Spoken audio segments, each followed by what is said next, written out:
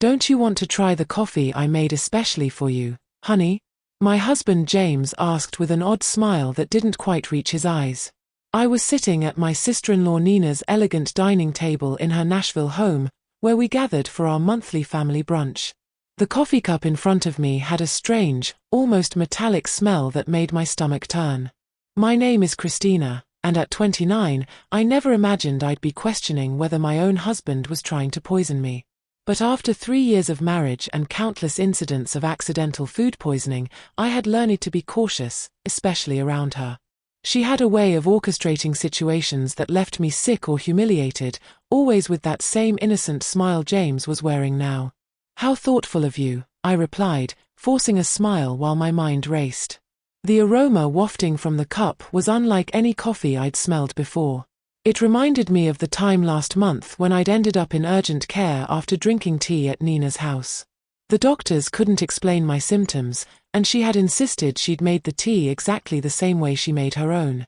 She watched me intently from across the table, absently stirring her own untouched coffee. James has become quite the barista lately, she said with a smirk. He's been practicing different brewing methods just for you. The way she emphasized for you sent chills down my spine. I had noticed James spending more time at Nina's house lately, claiming they were planning a surprise for our upcoming anniversary. But something felt off. The whispered conversations that stopped when I entered the room, the strange texts I'd glimpsed on his phone, and now this coffee with its peculiar scent. I lifted the cup, pretending to take a sip while studying their expressions. James and she exchanged a quick glance that confirmed my suspicions. Making a show of checking my phone, I stood up abruptly. Oh, would you look at that? I need to make a quick call for work. Would you mind if I use your study? As I walked past Nina's place setting, I deliberately stumbled, quickly switching our coffee cups in the confusion of steadying myself. I'm so sorry, I exclaimed, straightening up. I'm such a klutz sometimes. She waved off my apology with a tight smile. Just try not to break anything in the study. I nodded and hurried away, my heart pounding. Through the study's doorway, I could still see them at the table. Now I just had to wait and watch. From the study doorway, I watched her lift the coffee cup to her lips, and my stomach clenched with anxiety. Part of me wanted to stop her, to warn her, but I needed to know the truth. I'd spent too many nights in emergency rooms, too many hours doubled over in pain, always after sharing meals with them. It wasn't always like this.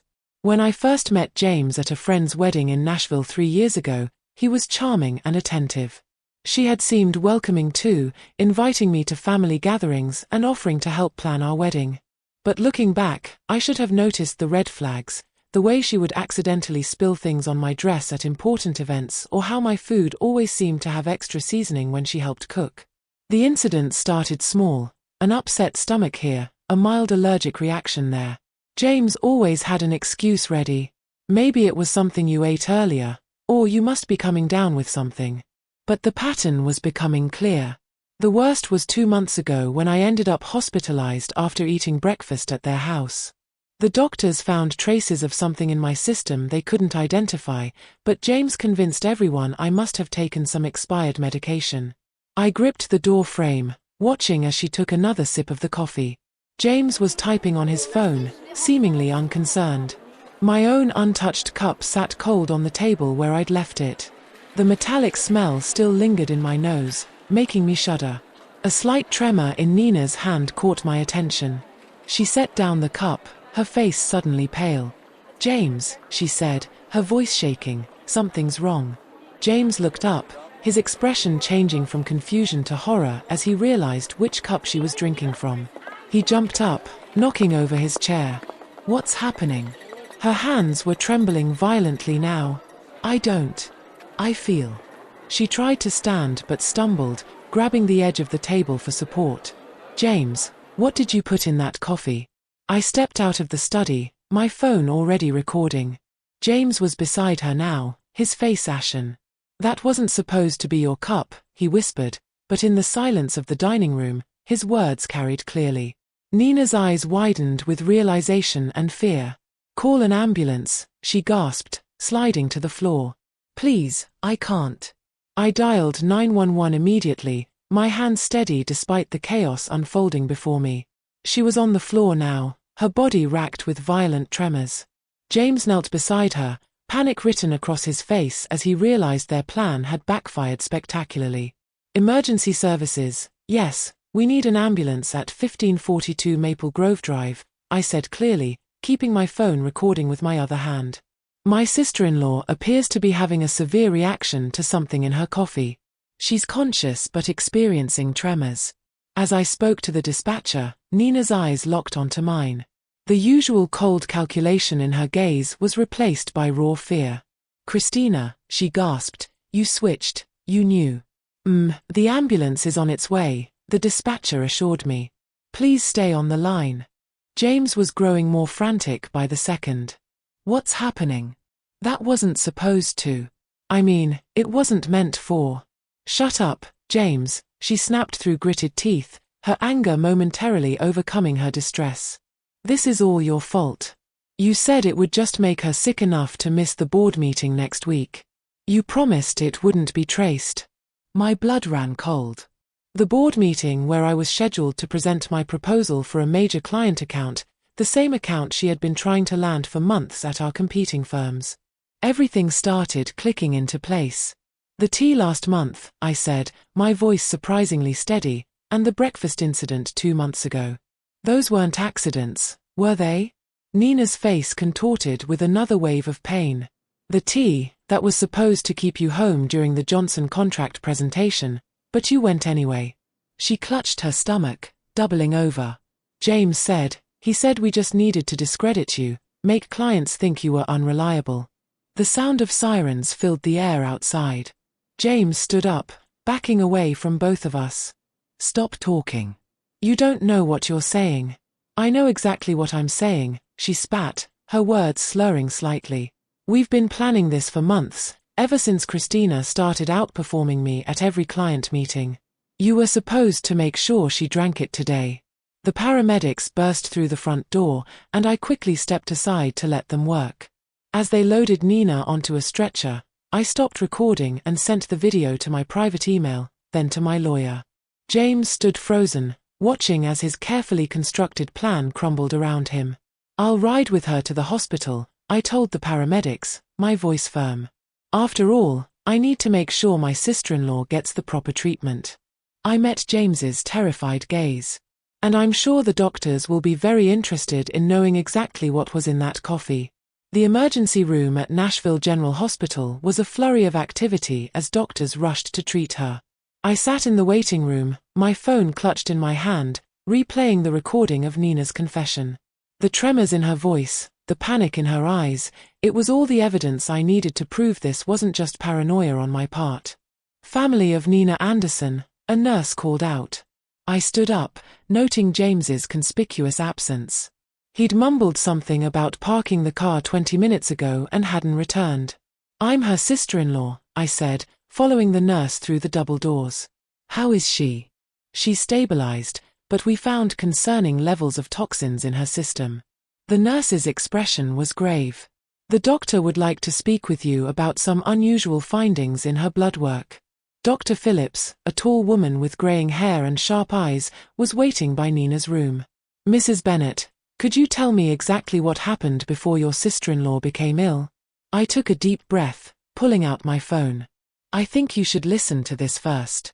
I played the recording from brunch, watching the doctor's expression change from professional concern to alarm. "This is very serious," she said, making notes on her tablet. "The substance we found isn't something that accidentally ends up in coffee. We're looking at deliberate contamination." Just then, James appeared at the end of the hallway, his face pale and sweaty. He'd clearly overheard the doctor's words. "Christina," he started, taking a step toward me, "let me explain." "Stay back," Dr. Phillips warned, pressing the nurse's call button. "Security to room 412, please." James raised his hands in surrender. "This is all a misunderstanding."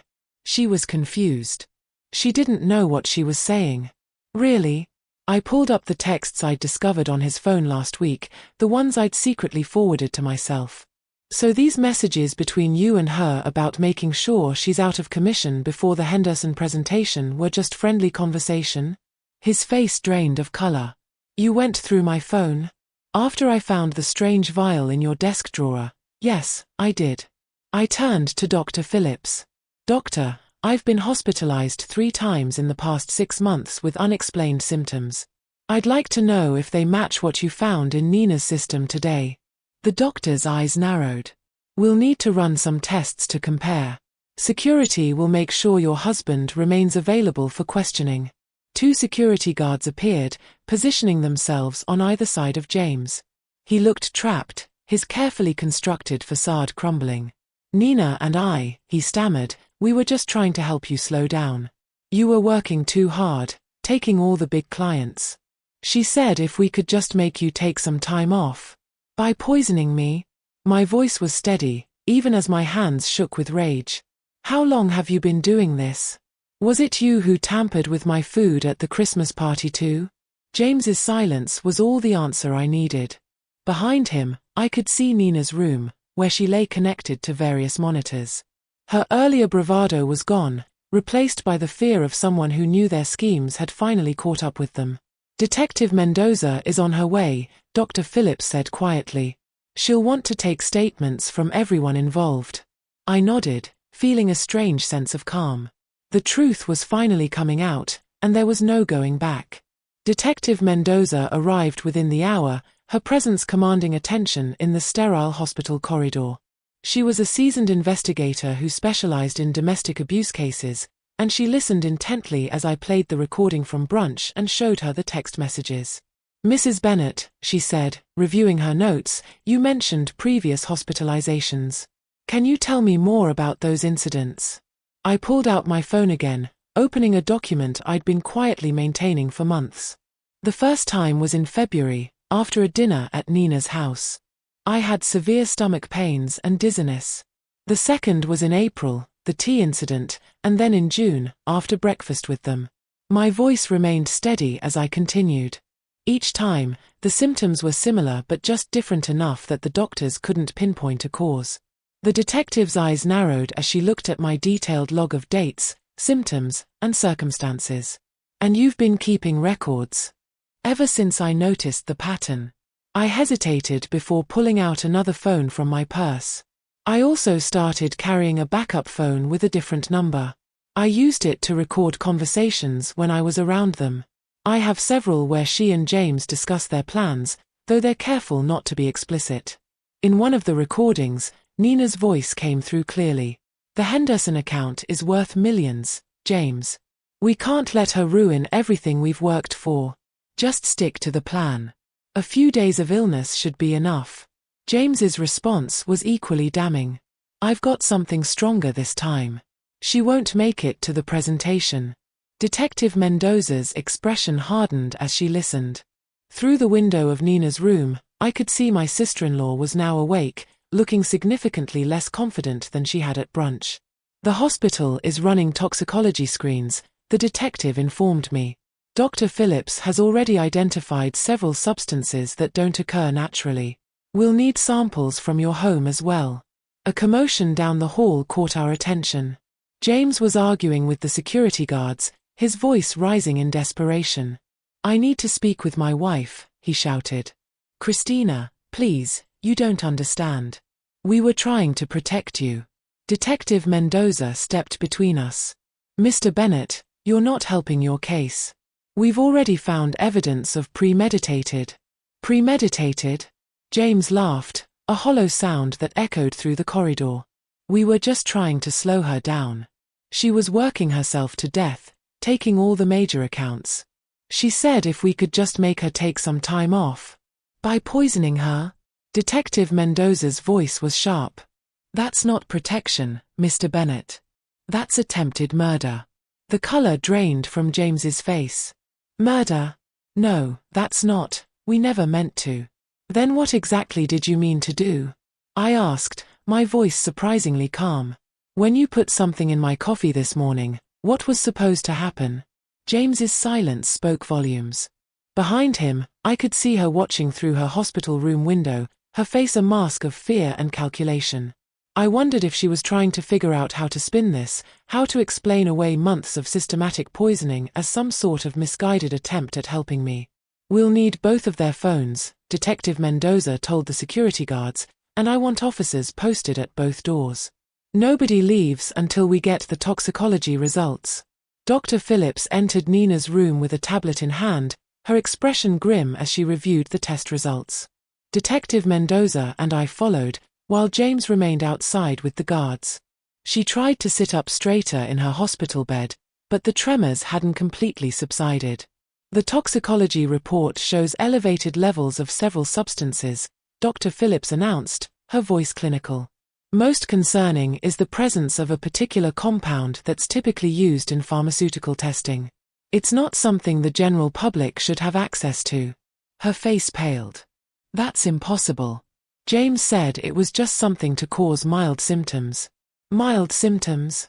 Detective Mendoza interrupted, taking out her notebook. "Like the ones your sister-in-law experienced over the past 6 months." The door opened, and another detective entered, holding an evidence bag. "We found these in Mr. Bennett's office desk at the Anderson marketing firm," he reported, presenting several small bottles with clinical labels, along with detailed notes about dosages and reactions.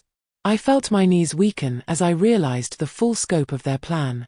"You were documenting everything, like some kind of experiment." "It wasn't like that," she protested, but her voice wavered. "We just needed to track what worked. The first few attempts weren't effective enough. You kept showing up to meetings anyway. So you increased the dosages," Detective Mendoza concluded, examining the bottles. "Did you know these substances could be lethal in higher concentrations?" The room fell silent. James, still visible through the window, sank into a chair in the hallway, his head in his hands. "The Henderson account," I said slowly, pieces clicking into place. "It wasn't just about that presentation, was it? You needed me out of the way permanently because the client specifically requested me as their lead." Her face contorted with a mixture of anger and fear. "You were ruining everything. I built that client portfolio for years, and then you show up, and suddenly everyone wants to work with you instead." James said he could fix it. "By killing me." The words hung in the air, heavy with accusation. "We weren't trying to." She started, but Dr. Phillips cut her off. "The concentration in the coffee you drank today," the doctor stated, looking directly at Nina, "was significantly higher than previous samples we've analyzed from Mrs. Bennett's earlier hospital visits. If she had consumed it, the outcome would have been severe, possibly fatal." Detective Mendoza turned to the other officer. "We'll need a full warrant for both their homes and offices, and contact the pharmaceutical company listed on these bottles. Find out how they obtained these substances." She slumped back against her pillows, the fight draining from her face. "It wasn't supposed to go this far," she whispered. "James kept saying we just needed one more try." I stepped closer to her bed, my voice steady despite the trembling in my hands. "Every time I got sick, every meeting I missed, every client I lost, you were both there, watching, taking notes on how your poison was affecting me. What kind of people does that make you?" The silence that followed was deafening. Outside, I could hear James being read his rights as additional officers arrived. She stared at her hands, unable to meet my gaze. "Detective," I said, turning away from my sister-in-law, "I'm ready to make my formal statement now." The trial lasted 3 weeks, but it felt like years. I sat in the courtroom each day, watching as the prosecution methodically laid out their case against James and her. The evidence was overwhelming. The bottles from James's office, their detailed notes on each poisoning attempt, the recorded conversations, and text messages discussing their plans. What struck me most was their demeanor throughout the proceedings. She, usually so polished and confident, looked small in her defendant's chair. James couldn't even look at me, keeping his eyes fixed on the floor as expert witnesses detailed the potentially lethal effects of the substances they'd been using. Dr. Phillips's testimony was particularly damning. She presented a comprehensive analysis showing how they had gradually increased the dosages over time, demonstrating clear intent to cause serious harm. The pharmaceutical company representative confirmed that James had stolen the compounds through his college friend who worked in their research department. The defendants showed a calculated pattern of behavior, the prosecutor argued in her closing statement. This wasn't just corporate sabotage, it was a systematic attempt to harm Mrs. Bennet, with a clear escalation that could have resulted in death. When the verdict was finally read, I felt no joy, only relief. Both James and she were found guilty on multiple counts, including attempted murder and conspiracy. The judge's words echoed through the silent courtroom. The premeditated nature of these actions, carried out against a family member over an extended period, demands the maximum sentence. I watched as they were led away in handcuffs, thinking about how greed and jealousy had twisted two people I once trusted into something unrecognizable. Their business, their reputations, their freedom, all sacrificed in an attempt to destroy me. 1 year after the trial, I stood at the podium of the Nashville Business Leaders Conference, preparing to give the keynote speech. The irony wasn't lost on me. This was exactly the kind of opportunity she had tried to prevent me from achieving. The Henderson account, which she and James had been so desperate to steal, had led to several more major clients, establishing me as one of the top marketing executives in the region. Success isn't just about talent or hard work, I began, looking out at the sea of faces. It's about integrity, about building genuine relationships based on trust. I paused, letting my words sink in. Sometimes, the biggest threats to our success come from those closest to us, but surviving those challenges makes us stronger. After my speech, several young professionals approached me, seeking advice. One woman, her eyes bright with determination, asked how I'd maintained my composure throughout the ordeal. I focused on what I could control, I told her. I gathered evidence, trusted my instincts, and refused to let fear stop me from pursuing my goals. Later that evening, I received an email from the Henderson client, confirming they were renewing their contract for another 3 years. I smiled, thinking about how differently things might have turned out if I hadn't trusted my instincts that day at brunch. The local paper had run a small article that morning about her and James beginning their prison sentences. I didn't read it. Instead, I focused on the proposal for my newest client project, knowing that the best revenge wasn't about getting even, it was about moving forward and succeeding despite those who tried to hold you back.